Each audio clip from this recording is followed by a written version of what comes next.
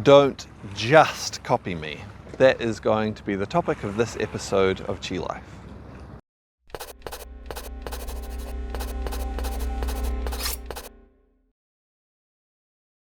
So today's vlog is coming to you from the beautiful Boca Bay in Kotor in Montenegro. It's a deep water bay surrounded by these mountainous hills all around. Anyway, you'll see a little bit of that in the background. The topic for this vlog is going to be basically around some different approaches to learning or teaching Qigong and the benefits and also shortcomings of one of those approaches. So if you look at a lot of the older approaches to teaching, not just Qigong, but other Chinese practices as well, Kung Fu, things like that, there was often a very heavy emphasis on copying the teacher.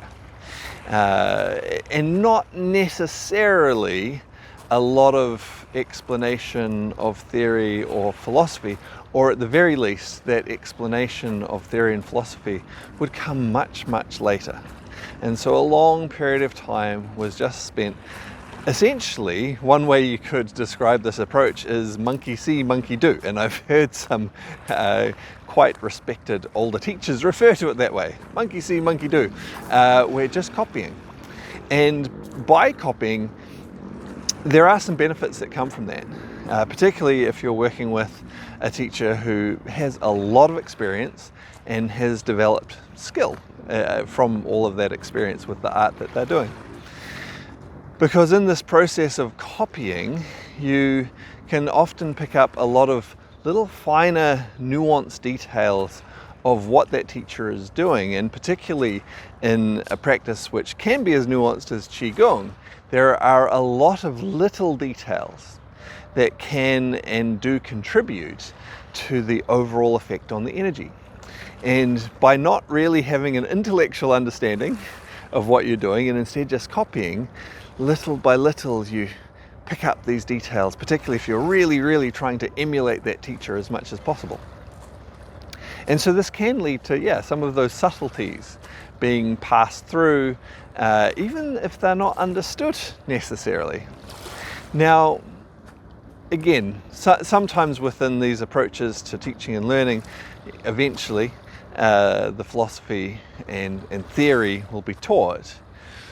The challenges come in when that isn't taught, and instead someone's just been copying and they don't really know what they're doing, and instead sometimes they then make up mystical stories and explanations, or just incorrect ones about what they're trying to do with the practice and why they're doing different things, and quite quickly the practice can start to diverge from its true meaning, its true purpose, its true value. Another issue that can come from this copying approach is that all of us are limited. All of us have little weaknesses, little issues, maybe injuries, different things like that that will affect how we do something. And without being aware of it, without really understanding what it is that you're trying to do, if you just copy, you'll copy not only the good things about the way someone's doing a practice, again, even if they are really experienced, know what they're doing, and have a lot of skill, you won't just copy those good things, you may end up copying some not so good things from them as well. Things that aren't helpful for the practice, at the very least, and may actually be detrimental to you and your well-being. And you might not have those same limitations as the teacher, so why would you want to pick those up in that process of copying? And so, look, this is something I'm quite aware of myself. I do get comments sometimes from people who, when they join me in live practice sessions, whether that's online or in person, how they're able to often maybe feel aspects of the energy flow more easily, and they're able to do things and pick up details that they weren't able to pick up practicing alone. And that's great. This is part of the benefit sometimes of copying closely. It's not all just about that intellectual process of copying, actually. It's also about the shared energy that you get in those live settings. But the flip side of this is I'm quite aware of my own shortcomings and failings, and while people can get a lot of benefit from copying me, they can pick things up and gain value from that, I don't want them to just copy me, because if they did, they would then be, limited by my limitations. And that shouldn't be the way it is. They should be limited only by their own limitations, and of course, as much as possible, seek to get past those. And so I think a healthier approach, and this is, maybe a little bit more modern in many ways, is to teach principles and philosophy right from the very beginning of someone's practice.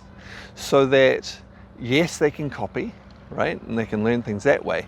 But their main focus is to look beyond that copying to the actual principles that they're working with. And by doing that, not be limited by the shortcomings of their teacher, and instead develop their own relationship with those principles, their own understanding of them, and be able to develop to the fullest extent for themselves. I think this is a much healthier approach, and that's certainly the approach I take in all of the Long White Cloud Qigong courses that we run, where the focus is very much on both things, really. On gaining your own experiential understanding of the practices. There's a lot of focus on just doing the practices, but in a supported environment where you can ask questions and get clarification and so on, and with the principles of those practices taught alongside. So you have both those things, the experiential and the intellectual understanding. I think in the end, this ends up giving people a better understanding overall. And again, it gets past those limitations of simply copying a teacher. So anyway, those were my little thoughts for this vlog, both, I guess, on the value of copying. There certainly is value in that, but on not being limited by that, on seeking to really understand the principles for yourself to get the most out of your practice. And maybe, the classic old thing being, the student becomes the master. Maybe one day, look, I'm quite aware of this. I've got a certain amount of knowledge and skill and experience with what I do. But there's no reason why my students can't go on to develop even more skill and knowledge and understanding than I have. Over time, I'm just a stepping stone along the way, a guide that will get them to a certain point in their journey, but their journey is their journey. And it might take them to some quite different places and maybe to some higher peaks than I have ever reached. And that is a healthy and natural thing. All right, those are my musings for today. I hope you enjoyed the vlog, and I look forward to seeing you on another one soon.